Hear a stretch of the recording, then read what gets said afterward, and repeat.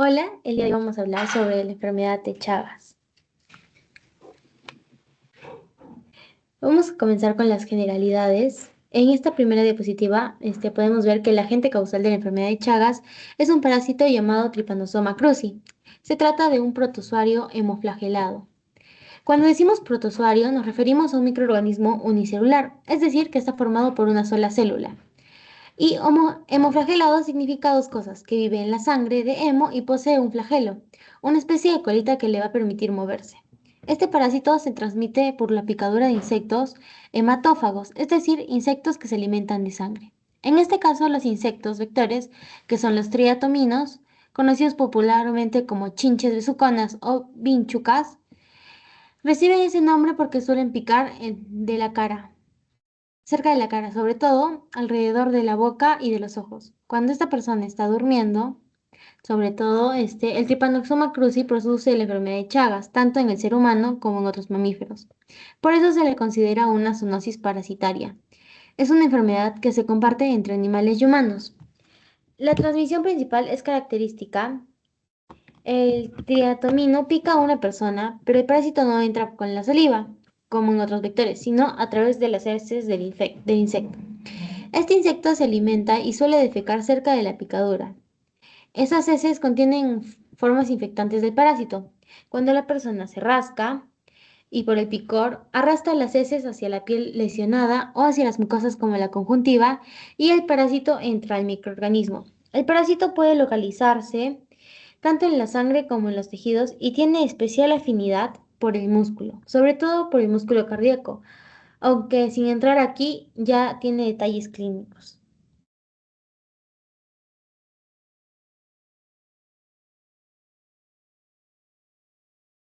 En esta segunda diapositiva vamos a seguir con las generalidades y vamos a resumir algunos puntos claves. En primer lugar, tenemos el agente etiológico, que es decir, que va a ser el responsable de esta enfermedad, que es el Trypanosoma cruzi. En segundo lugar, el tipo de la enfermedad, que como ya mencioné, se trata de una zoonosis parasitaria, lo que implica que hay un ciclo que involucra animales y humanos. Luego distinguimos claramente que hay dos tipos de hospedero, el hospedero invertebrado y el vertebrado. El invertebrado, que va a ser el triatomino, dentro de este grupo es el más conocido como Triatoma infestas, aunque existen otras especies capaces de transmitir el parásito. En el hospedero vertebrado tenemos que el ser humano y diversos mamíferos domésticos o silvestres como perros, gatos, roedores o animales silvestres que actúan como reservorios del parásito. La enfermedad de Chagas es una enfermedad endémica en América Latina, sobre todo en áreas rurales y en viviendas de construcción precaria, con paredes de adobe, techos de paja o zonas donde el insecto encuentra escondites.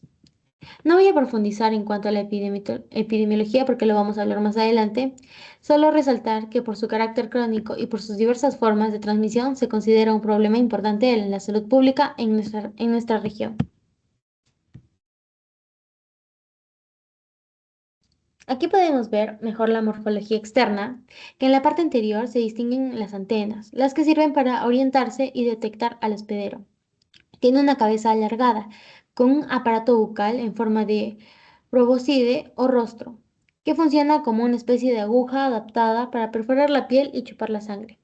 El cuerpo se va a dividir en tórax y abdomen. En el tórax se van a insertar lo que son las patas y las alas. En la región posterior se observan lo que son los hemelitros, que son las alas anteriores endurecidas, típicas de muchos insectos. Estos insectos son de hábito nocturno. Durante el día se esconden en grietas de paredes, techos, detrás de cuadros, camas de madera y por la noche salen a alimentarse. Se sienten atraídos por el calor y el dióxido de carbono que emite una persona al respirar, por eso suelen picar en la cara. Es importante tener claro que el triatomino no se infecta por sí solo, se infecta cuando se alimenta de un mamífero que ya tiene Trypanosoma cruzi en la sangre. A partir de ese momento, el parásito va a desarrollarse dentro del intestino del insecto y lo convierte en un vector capaz de transmitir la enfermedad.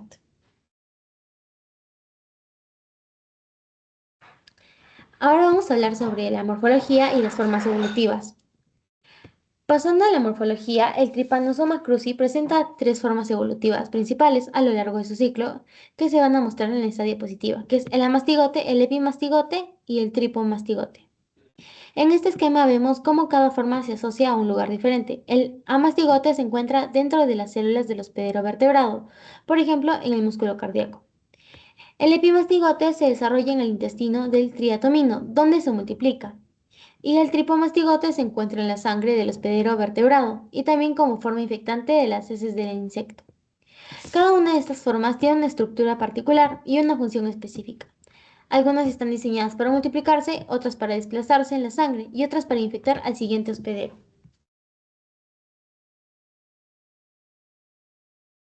En esta diapositiva vemos a más detalle cómo es la morfología de cada forma. Primero hablaremos sobre el amastigote, que tiene una forma redondeada u oval. Es pequeño, de unas pocas micras. No presenta un flagelo libre visible, por eso no parece alargado como las otras formas. En su interior se distinguen dos estructuras importantes, que van a ser el núcleo, que contiene el ADN principal de la célula, y el cinetoplasto, que es la región especializada de la mitocondria, donde va a haber el ADN mitocondrial concentrado. Esta forma es la que se encuentra dentro de las células del mamífero y es la forma replicativa en los tejidos. Se multiplica por fisión binaria, llenando a la célula hasta que la rompe. Continuando tenemos el epimastigote.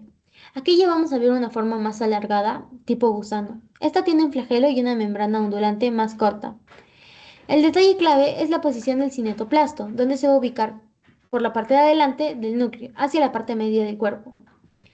Esta forma predomina en el intestino medio del triatomino, donde se va a multiplicar activamente. Y por último tenemos el tripomastigote. Es aún más alargado y posee una membrana ondulante bien desarrollada. Recorre gran parte del cuerpo. El cinetoplasto se sitúa en la parte posterior, detrás del núcleo y el flagelo, y va a emerger del extremo anterior. Esta forma es la que encontraremos en la sangre del hospedero vertebrado y es la forma infectante. ¿Qué quiere decir? Que esta infecta al insecto cuando se alimenta e infecta al humano cuando aparece como tripomastigote metacíclico en las heces del triatomino. Para entender su morfología es fundamental relacionar cada función dentro del ciclo biológico.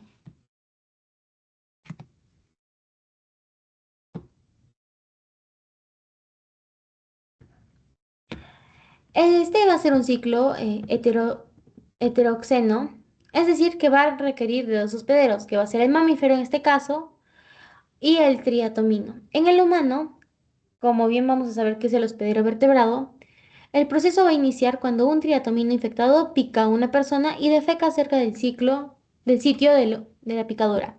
En las heces del insecto se encuentran los tripomastigotes metacíclicos, que son las formas infectantes para el humano.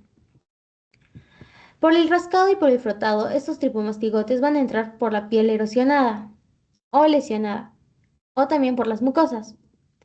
Una vez dentro del organismo, los tripomastigotes van a invadir las células del tejido subcutáneo o del órgano vecino y se van a transformar en amastigotes. Continuando tenemos los amastigotes, que se van a multiplicar activamente dentro de las células por fisión binaria, formando nidos intracelulares. Cuando esta célula ya esté llena de parásitos, se va a romper y va a liberar nuevos tripomastigotes a la sangre, que pueden invadir nuevas células y repetir el ciclo tisular o ser ingeridos por otro diatomino. En el triatomino, que va a ser el hospedero invertebrado, cuando el insecto se alimenta de esta sangre de un mamífero infectado, va a ingerir un tripomastigote sanguíneo. En el intestino medio del triatomino, estos tripomastigotes se van a formar en epimastigotes y se van a multiplicar. Luego van a migrar hacia el intestino posterior o recto, donde se transforman en tripomastigotes metacíclicos, listos para infectar al siguiente mamífero. En la siguiente comida de sangre, el insecto vuelve a defecar cerca de la picadura, eliminando estas formas metacíclicas y así se cierra el ciclo. En este esquema también vamos a poder cómo actúan los que son los reservorios animales, como el perro, el gato o ciertos animales silvestres que mantienen al parásito circulando en la naturaleza y permiten que los triatominos se infecten aunque ya no haya presencia constante de humanos. Con esto completo la explicación de lo que es el ciclo biológico.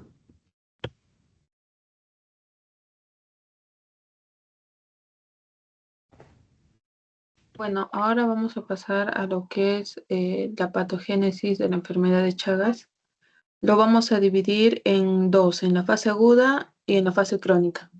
En cuanto a la fase aguda, podemos decir que aproximadamente va a durar 3 meses. Aquí se van a encontrar muchos parásitos en la sangre. Es una parasitemia alta donde se van a destruir muchas células. Y aquí tenemos dos mecanismos principales. Uno, que es la destrucción celular, que es cuando entran las células y eso explica mucho la fase aguda de la parasitemia alta. Y luego tenemos la inflamación que se va a presentar como fiebre o en algunos casos edema. Aquí podemos encontrar los tripomastigotes sanguíneos. Y luego tenemos la fase crónica. Esta va a ser más que todo la forma latente con una duración de 5 años aproximadamente, pero ahora también se le considera desde 3 meses. Y también va a ocasionar diferentes síntomas, pero de esto ya vamos a hablar luego. Lo importante aquí es mencionar el equilibrio dinámico, que es más que todo el control del parásito y la regulación de la inflamación, y es donde prácticamente no hay molestias y el paciente no va a tener cuadros clínicos. Si se logra controlar el parásito, va a ser un paciente asintomático. Pero si no, se va a llegar a una inducción de la inmunopatología. O sea que sí va a haber producción de interleucina 17 o interleucina 1. Y esto muchas veces se ve reflejado en una cardiomiopatía. Ahora también es importante mencionar la teoría de la autoinmunidad mediada por anticuerpos y linfocitos T natural killer y la teoría de la parasitemia persistente. Más que todo esto se va a realizar en serología, específicamente en PCR, y se demostró que había una cantidad mínima de parásitos en sangre, pero esto era suficiente para activar la autoinmunidad. Entonces, si ya no hay producción de antígenos, no debería haber producción de anticuerpos y debería disminuir la autoinmunidad. Sin embargo, se ha visto que a veces esta aumenta y entonces aparece la teoría de la parasitemia persistente, en la cual nos menciona que siempre en una forma crónica va a haber nuevos parásitos en la célula que se van a convertir en tripomastigotes sanguíneos y que se van a encontrar de manera persistente en la sangre. Entonces, tenemos que ambas teorías se van a complementar.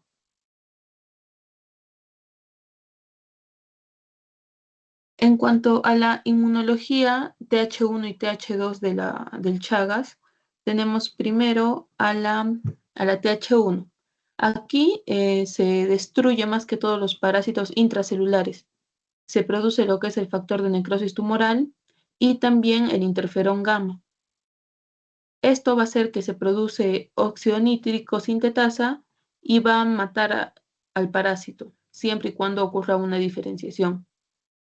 Y luego tenemos la inmunología TH2, que es cuando tenemos una infección por el mitos.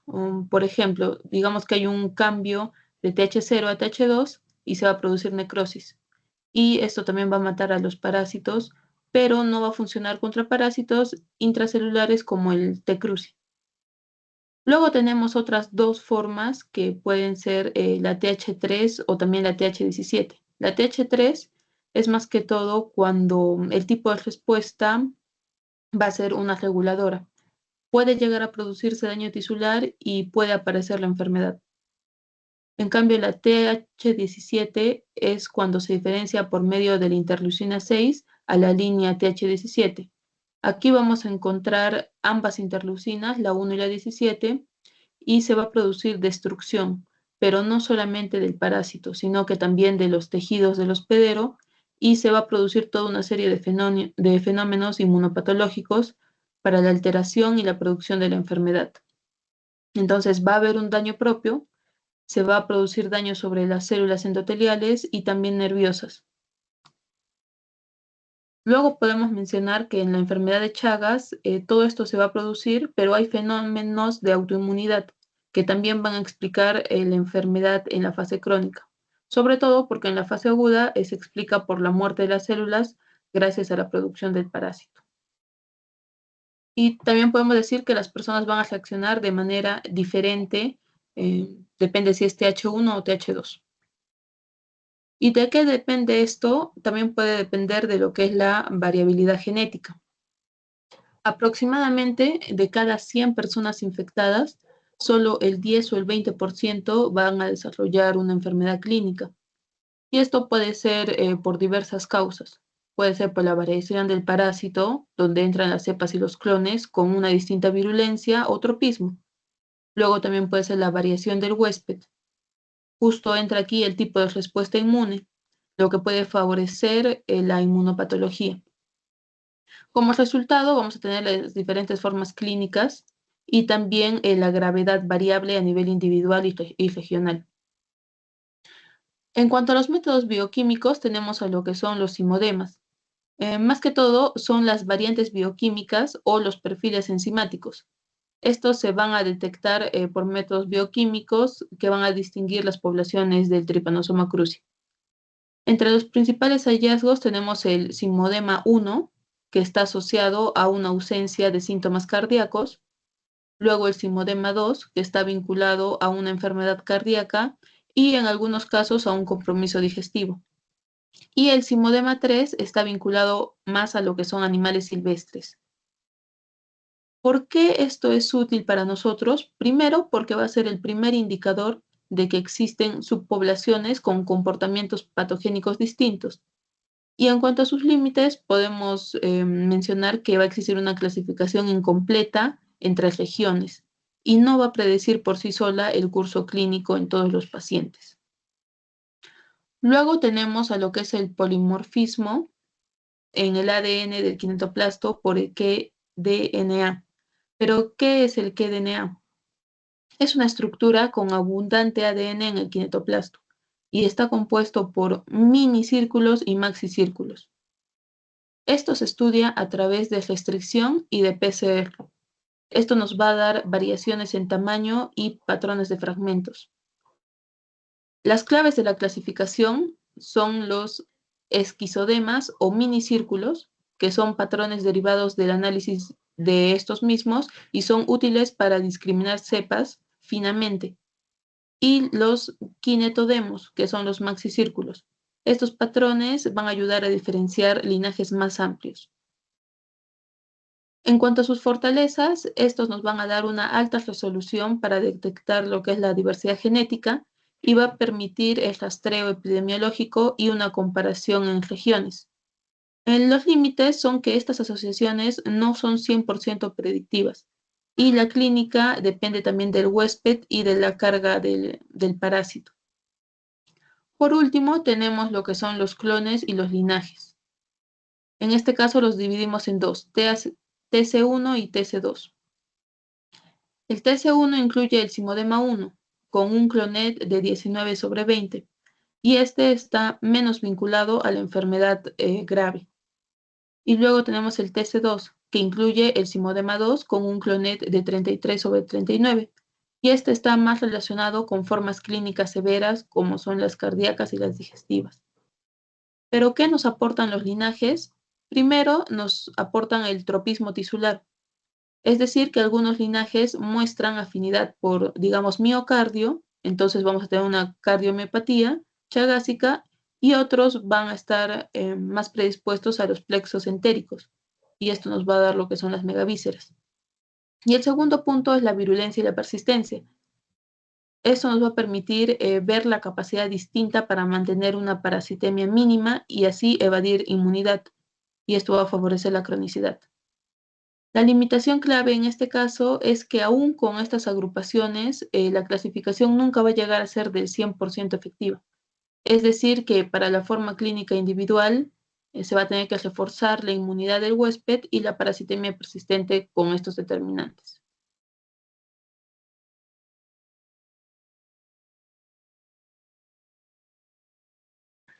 Bueno, vamos a continuar con lo que es las manifestaciones clínicas de la enfermedad de Chagas. Primero va a haber lo que es la fase aguda. Las características generales van a ser que dura típicamente 1 semanas hasta máximo 2 meses. Tiene una alta parasitemia, o sea, muchos tripomastigotes en sangre. Por eso los métodos directos y PCR son más sensibles en esta fase. Algunos signos y síntomas. Los síntomas pueden ser fiebre, Esta puede ser intermitente, puede haber astenia, malestar general, cefalea, mialgias, artralgias, anorexia, náusea y vómitos. También puede haber linfadenopatía y hepatomegalia. Esto va a ser más frecuente en niños. Signos locales en el punto de entrada.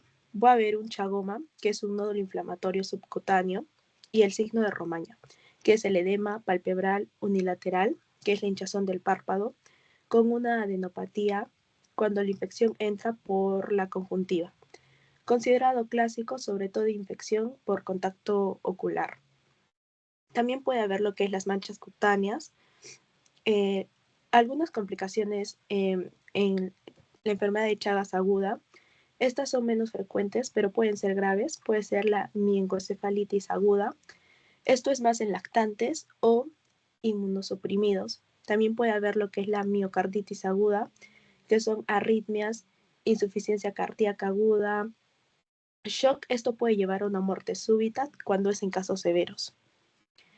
También puede haber la reactivación en inmunocomprometidos como VIH avanzado, en trasplantes, puede haber compromiso cutáneo, neurológico o ocular. El diagnóstico en la fase aguda es una detección directa del parásito en sangre. Puede ser por microscopía, gota gruesa, un estrato fresco o un microhematocrito. También puede ser el PCR para detectar el ADN del Trypanosoma cruzi. La sensibilidad es mayor que microscopia. Es útil en diagnóstico temprano para el seguimiento del posttratamiento. También el pronóstico de la fase aguda. Si se trata pronto con benzonidazol, la curación parasitológica es muy probable. El tratamiento reduce el riesgo para lo que va a ser la progresión a la enfermedad crónica.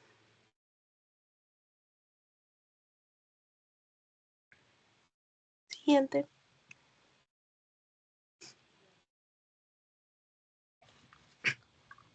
Vamos a ver lo que es la epidemiología.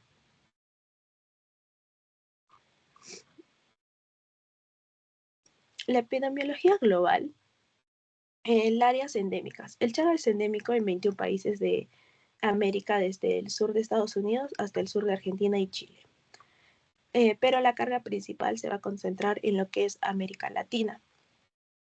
El número de infectados. Estimaciones modernas sitúan en millones el número de infectados crónicamente. La transmisión actuales relevantes va a ser vectorial domiciliar. Es una ruta histórica. Los programas intensivos de fumigación redujeron mucho lo que es la transmisión domiciliaria en muchos países, pero algunos focos van a persistir. Luego va a ser lo que es la transmisión congénita, que es de madre a hijo. En las últimas décadas ha cobrado mayor importancia relativa. Se estima miles de recién nacidos infectados anualmente en la región. Luego también va a haber la transfusión y por trasplante. Se ha reducido gracias a cribado de sangre y órganos, pero aún hay un riesgo de áreas sin cribado. La transmisión oral va a ser por brotes de alimentos contaminados como jugo de frutas, bebidas, alimentos con materia fecal de triatominos. Han causado episodios agudos con mayor severidad clínica epidemiológica en la Amazonía y en otros sitios. La importancia de casos. Migraciones ha llevado casos a Estados Unidos, Europa, Asia y varios países que no son endémicos.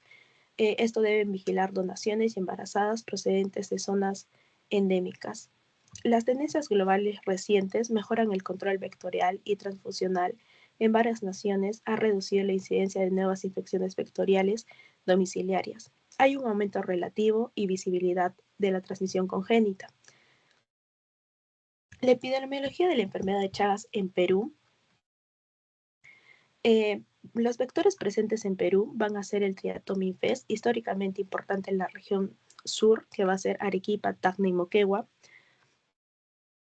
De ahí la prevalencia e incidencia. Los casos notificados nos van a mostrar una baja cifra de casos agudos notificados en los años recientes. En el orden de lo cual puede replicar un control efectivo en ciertas zonas que van a ser endémicas. En estudios locales, en zonas focales se ha reportado prevalencias altas. En comunidades rurales y periurbanas ha encontrado una mayor incidencia. Esto se refleja en un 10%.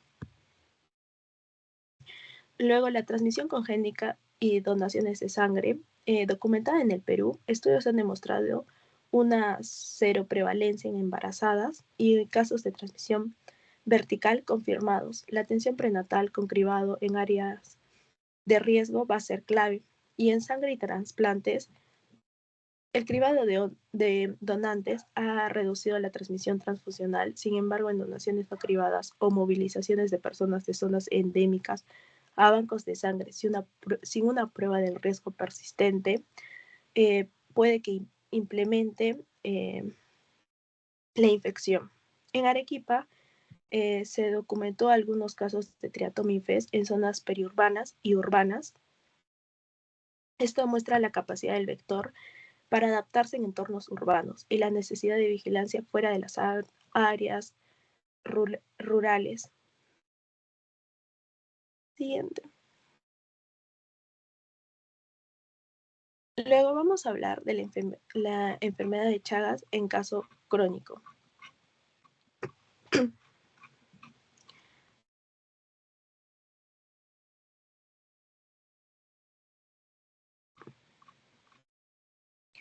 Tras la fase aguda, la mayoría entra en una fase crónica que esta va a poder permanecer interminada o, como se dice, asintomática, y puede evolucionar a formas clínicas con afectación de algunos órganos. La progresión en muchos pacientes va a ser del 60 al 80%, que van a permanecer en un estadio que no desarrolla la clínica severa y otros van a progresar lentamente.